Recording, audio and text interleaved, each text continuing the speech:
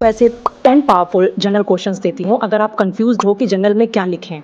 मेरे हर वो क्वेश्चंस जो मैंने खुद से डिस्कवर किए, जो मुझे भी नहीं पता था कि मेरे अंदर वो क्वेश्चंस हैं, उनके आंसर स्पेस में हैं। And I highly recommend you कि आप भी स्टार्ट कर दो। और हम जर्नलिंग और मैनिफेस्टेशन को सिर्फ इस बेस पे कनेक्ट नहीं कर सकते कि लिखो और मैनिफेस्ट हो जाए। लिखो, ये है मेरी डायरी, ये प्रूव है कि मैं कितनी बदली हूँ। ये इन्हीं पेजेस को देखकर समझ आता है कि ओ, मैं सच में कितनी आगे आ गई हूँ। ये सबसे पहली डायरी, ये दूसरी, ये तीसरी, और ये अभी चल रही है, और ये कंटिन्यू रहेगा। आप भी स्टार्ट करो, ट्रस्ट मी। ये प्रोसेस और ये मेथड बहुत पावरफुल है, और ये सबसे इम्पॉर्टेंट पार्ट जो पर्सनली मैं भी अपनी लाइफ में यूज़ करती हूँ। ये जर्नल क्या होता है, जर्नलिंग क्यों करनी चाहिए, इससे माइंड और लाइफ पर क्या इफेक्ट पड़ता है।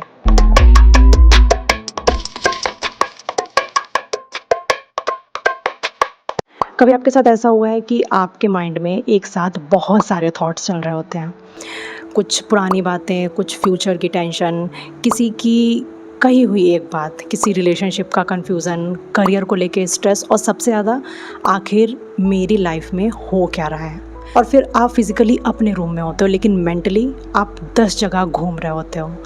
और फिर हम कहते हैं कि मेरा माइंड बहुत ओवरथिंक करता है, लेकिन शायद प्रॉब्लम ये नहीं है कि आप बहुत ज़्यादा सोचते हो। प्रॉब्लम ये है कि आप अपने थॉट्स को कहीं रखते ही नहीं हो। और यहीं से जर्नलिंग की इम्पॉर्टेंस शुरू होती है।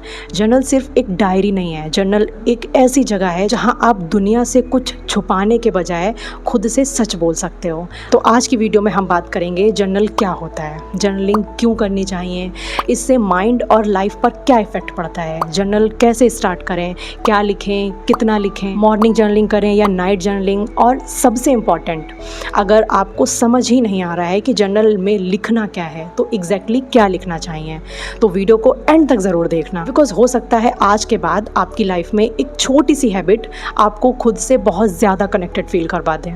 तो बिना टाइम वेस्ट किए वीडियो को स्टार्ट करते हैं। अब सबसे पहली बात कि जर्नलिंग एक्चुअली है क्या। सबसे पहले समझते हैं कि जर्नलिंग होती क्या है।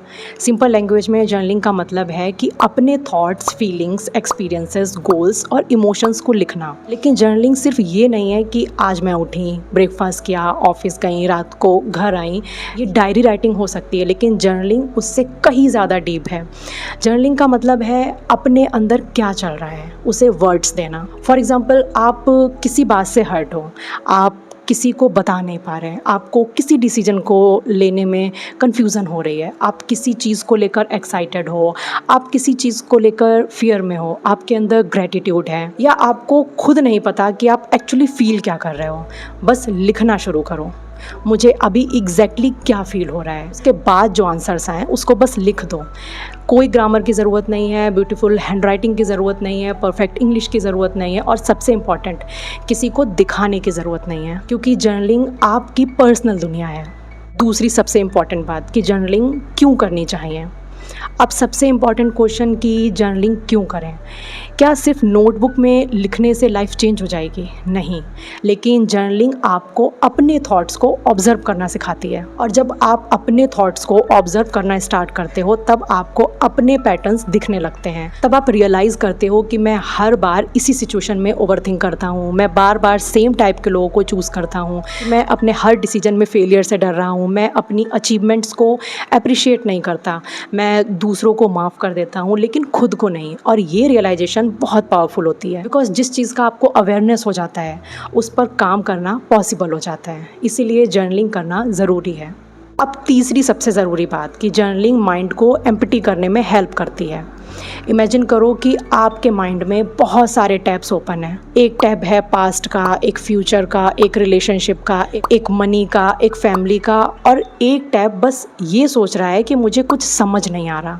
और जब आप अपने जर्नल में लिखते हो तो आप उन थॉट्स को दिमाग के अंदर घूमते रहने के बजाय पेपर पर ट्रांसफ़र कर देते हो, और कई बार सिर्फ इतना करते ही बहुत रिलीफ फील होता है। आप लिखते हो मैं स्ट्रेस हूँ, फिर मैं स्ट्रेस क्यों हूँ, फिर एक्चुअली मुझे फेलियर का डर क्यों है, और धीरे धीरे आपको सरफेस प्रॉब्लम के नीचे छुपी रियल प्रॉब्लम समझ में आने लगती हैं, और तभी जर्नलिंग का जादू स्टार्ट होता है। तो अब हम बात करते हैं कि जर्नलिंग आपको खुद से कैसे मिलवाती है। देखो, हम पूरी लाइफ लोगों को समझने में लगा देते हैं। पेरेंट्स को समझना है, पार्टनर को समझना है, फ्रेंड्स को समझना है, सोसाइटी को समझना है, लेकिन एक सबसे इम्पॉर्टेंट इंसान को समझना भूल जाते हैं, और वो है खुद को। आप खुद से पूछो कि मुझे एक्चुअली लाइफ में क्या चाहिए, मैं जो कर रहा हूँ क्या वो मेरी चॉइस है, या मैं सिर्फ दूसरों को इम्प्रेस करने के लिए करता जा रहा हूँ। मुझे किस चीज़ से जेन्युइनली हैप्पीनेस मिलती है, मैं किस चीज़ से डरता हूँ, मुझे किस बात का गिल्ट है, मुझे क्या लेट गो करना है। ये क्वेश्चन जब आप जर्नल में लिखते हो तो आपको अपने अंदर की आवाज़ सुनाई देने लगती है, and it's true and it's so practical. Now journaling आपके इमोशंस को अंडरस्टैंड करने में हेल्प करती है। देखो, कभी कभी हम कहते हैं कि मुझे बहुत गुस्सा आ रहा है, लेकिन गुस्से के नीचे क्या है? गुस्से के नीचे हर्ट है, और हर्ट के नीचे एक्सपेक्टेशंस, और एक्सपेक्टेशंस के नीचे किसी चीज़ को लूज़ करने का डर। जर्नलिंग आपको इमोशंस की लेयर समझने में हेल्प कर सकती है। इसीलिए जब भी कोई स्ट्रॉन्ग इमोशन आए, तुरंत रिएक्ट करने के बजाय एक बार लिख कर देखो कि मुझे गुस्सा किस बात पर है, मेरी एक्सपेक्टेशंस क्या थी, मुझे एक्चुअली किस चीज़ ने हर्ट किया, और क्या मुझे इसका आंसर तुरंत देना ज़रूरी है, या मुझे बस इसे रिलीज़ करना है। कई बार जो आंसर आप किसी और से एक्सपेक्ट कर रहे होते हो, वो आंसर्स आपके पास खुद ही होते हैं, बस हमें ऑब्ज़र्व करने की ज़रूरत होती है, और जर्नलिंग ऑब्ज़र्व करने में बहुत मदद करती है।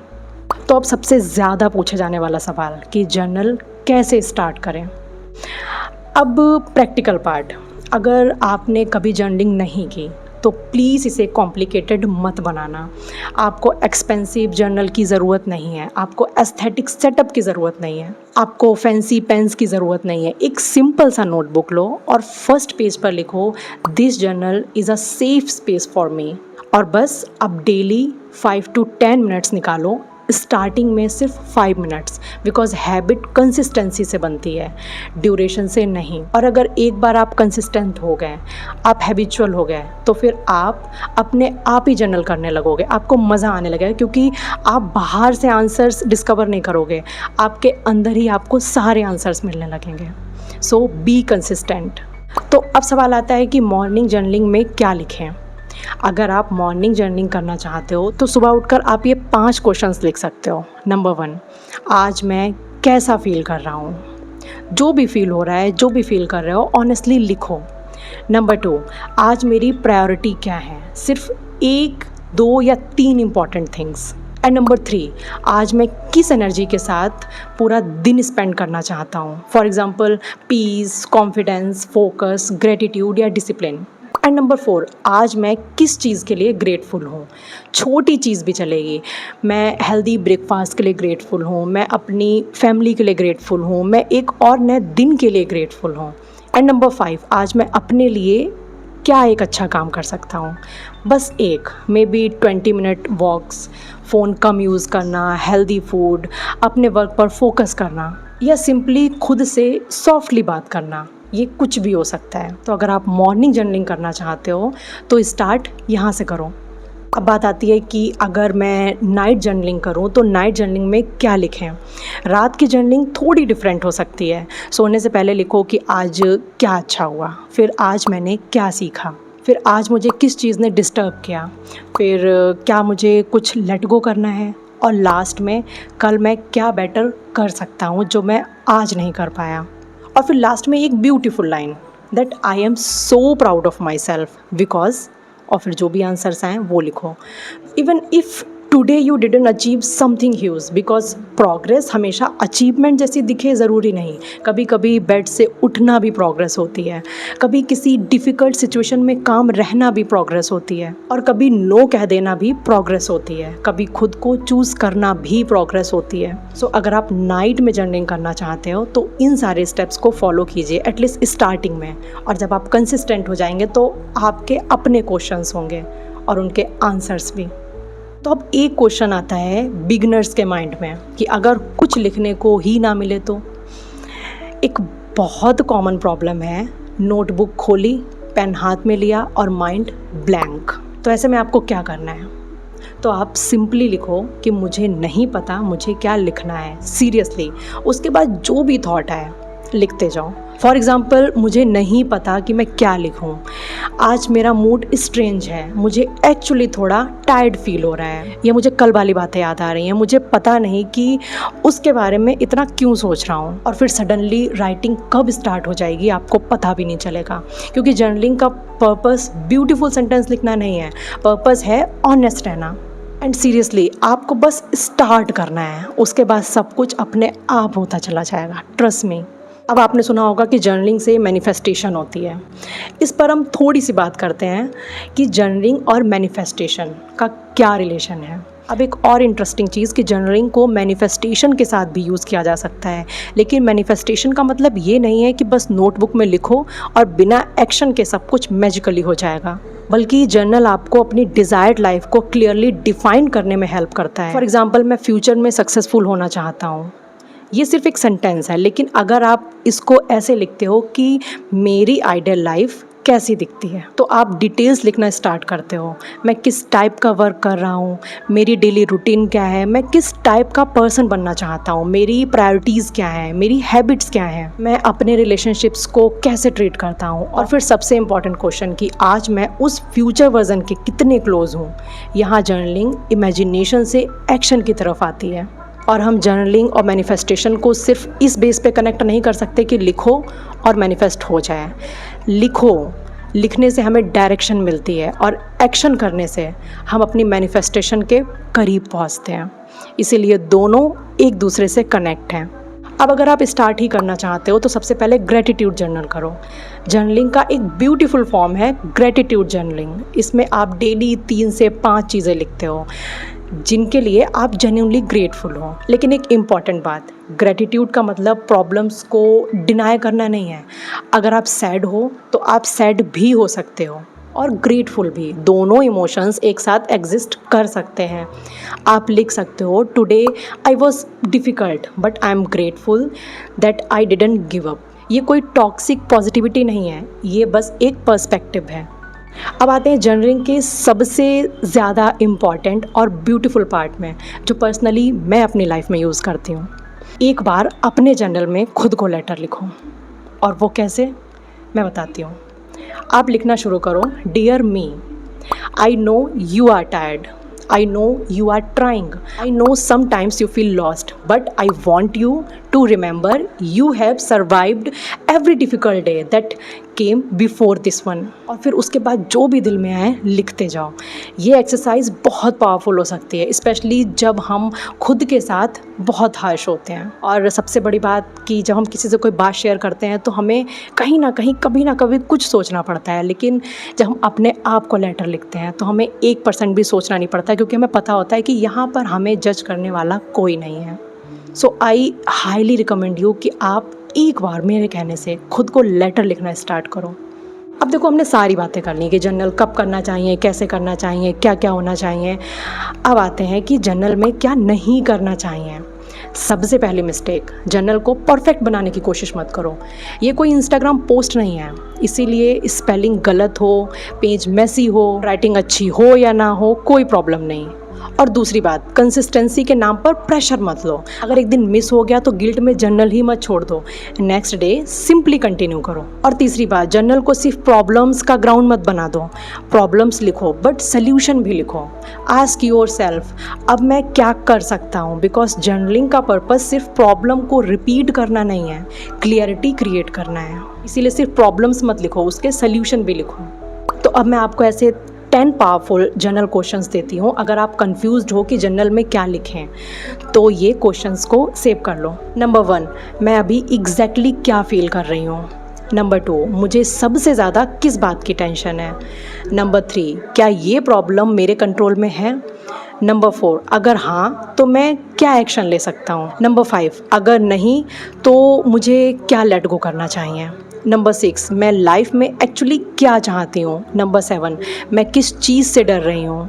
नंबर 8, मैं अपने बारे में कौन सी लिमिटिंग बिलीव कैरी कर रही हूँ। नंबर 9, आज मैं किस चीज़ के लिए ग्रेटफुल हूँ। एंड नंबर 10, अगर मैं खुद की बेस्ट फ्रेंड होती तो मैं खुद के लिए क्या कहती। एंड ऑनेस्टली अगर आप इन 10 क्वेश्चंस के आंसर भी रेगुलरली लिखने लग जाओ ना, तो आप खुद को बहुत डिफरेंटली देखना स्टार्ट कर दोगे। अब एक बार मेरे कहने से 21 डेज़ जर्नल चैलेंज स्टार्ट करो। अगर आप जर्नलिंग स्टार्ट करना चाहते हो जेन्युइनली, तो मैं आपको एक सिंपल चैलेंज देती हूँ। नेक्स्ट 21 डेज़ डेली सिर्फ 5 to 10 minutes, no pressure, no aesthetic setup, no perfection, बस एक नोटबुक, एक पेन और ऑनेस्टी। डे 1 मैं अभी अपनी लाइफ में कहाँ हूँ, डे 2 मुझे लाइफ में क्या चेंज चाहिए, डे 3 मेरे बिगेस्ट फेयर क्या हैं, डे 4 मेरी 5 स्ट्रेंथ्स क्या हैं, डे 5 मैं किस चीज़ के लिए ग्रेटफुल हूँ। और आगे हर दिन आपका माइंड क्वेश्चंस खुद ही बनाने लगेगा। और फिर 21 डेज़ बाद अपने फर्स्ट पेज को दोबारा पढ़ो और देखो कि आपके थॉट्स में क्या चेंज आया। बिकॉज समटाइम्स लाइफ चेंज होने से पहले पर्सपेक्टिव चेंज होने लगते हैं। अब मैं आपको अपनी डायरीज़, अपने जर्नल दिखाती हूँ, और वो सिर्फ जर्नल नहीं है, मेरे इमोशंस हैं, मेरे बहुत सारे ऐसे क्वेश्चंस का आंसर है जो मैंने खुद डिस्कवर किए हैं सिर्फ जर्नल करके। Wait, I show you. ये सबसे पहली डायरी, ये दूसरी, ये तीसरी, और ये अभी चल रही है, और ये कंटिन्यू रहेगा। आप भी स्टार्ट करो, ट्रस्ट मी, ये प्रोसेस और ये मेथड बहुत पावरफुल है। आई रियलाइज़ कि जो बातें हम कभी किसी को नहीं बता पाते, कभी कभी वही डायरी को बता देनी चाहिए, क्योंकि डायरी हमें जज नहीं करती, बस आपको खुद से मिलवाती है। ये प्रूफ है कि मैं कितनी बदली हूँ। ये चीज़ें आज छोटी लग रही हैं, लेकिन कल इन्हीं पेजेस को देखकर समझ आता है कि ओ, मैं सच में कितनी आगे आ गई। Because nobody knows how goes on in your mind, इसीलिए मैं लिख देती हूँ, कभी इमोशंस, कभी ड्रीम्स, कभी बस रैंडम थॉट्स। और ऑनेस्टली मेरी डायरी मेरी सबसे ऑनेस्ट कन्वर्सेशन है। And here are my diary, my emotions, my everything. मेरे हर वो क्वेश्चंस जो मैंने खुद से डिस्कवर किए, जो मुझे भी नहीं पता था कि मेरे अंदर वो क्वेश्चंस हैं, उनके आंसर स्पेस में हैं। और आपको पता है, मैं ये डायरी सिर्फ आज के लिए नहीं लिखती, मैं अपनी फ्यूचर वाली खुद के लिए भी लिखती हूँ, ताकि एक दिन जब ये पेजेस दोबारा खोलूँ तो मुझे याद रहे कि मैंने कितना फील किया, कितना सीखा और कितना ग्रो किया। So these all are my emotions, my feelings, my answers और माई सल्यूशन। क्योंकि ये ना मुझे कभी जज नहीं करते और कभी जज करेंगे भी नहीं, इवन मुझे और ज़्यादा क्लियर बनाएंगे लाइफ में। तो मेरे क्लियर और कॉन्फिडेंट होने का रीज़न है my diary. And I highly recommend you कि आप भी स्टार्ट कर दो, बिकॉज़ ये प्रोसेस ऑनेस्टली आपके लिए हमेशा ग्रोथ का रीज़न रहेगा। And now at the end of this video मैं बस आपसे एक सिंपल क्वेश्चन पूछना चाहती हूँ कि आप दुनिया के सामने कितने भी स्ट्रॉन्ग क्यों ना हो, क्या आपके पास एक ऐसी जगह है जहाँ आप बिना फ़िल्टर के अपने इमोशंस रख सकते हो, जहाँ आप ये ना सोचो कि लोग मेरे बारे में क्या सोचेंगे। अगर नहीं तो शायद आपका जर्नल वही जगह बन सकता है। जर्नल आपकी प्रॉब्लम्स को मैजिकली डिसअपेयर नहीं करेगा, लेकिन ये आपको अपनी प्रॉब्लम्स को क्लियरली दिखाना सिखा सकता है। ये आपको अपने इमोशंस को अंडरस्टैंड करना सिखा सकता है। ये आपको अपने पैटर्न्स रिकॉग्नाइज करना सिखा सकता है। और सबसे इम्पॉर्टेंट, ये आपको खुद से कनेक्ट करना सिखा सकता है। तो बस आज रात एक नोटबुक निकालो, पहले पेज पर सिर्फ इतना लिखो, dear me, I am finally ready to listen to you. और फिर जो भी दिल में आए लिख दो। ब्यूटीफुल नहीं, परफेक्ट नहीं, बस ऑनेस्ट। बिकॉज समटाइम्स हमें अपनी लाइफ का आंसर किसी और से नहीं, खुद के अंदर से मिलता है। और जर्नलिंग शायद उस आंसर तक पहुंचने के लिए एक बहुत सिंपल रास्ता है। अगर आप जर्नलिंग स्टार्ट करते हो तो कमेंट्स में सिर्फ एक वर्ड लिखो, स्टार्टेड। और याद रखो, you don't always need a new life, sometimes you just need a clearer mind. I hope you like this video. I hope आपके मन में जर्नल को लेकर जितने भी क्वेश्चंस थे वो क्लियर हुए। और अगर कोई और भी क्वेश्चंस आ रहे हैं तो आप कमेंट करो, हम उस पर भी डिस्कस करेंगे। So I hope you like this video.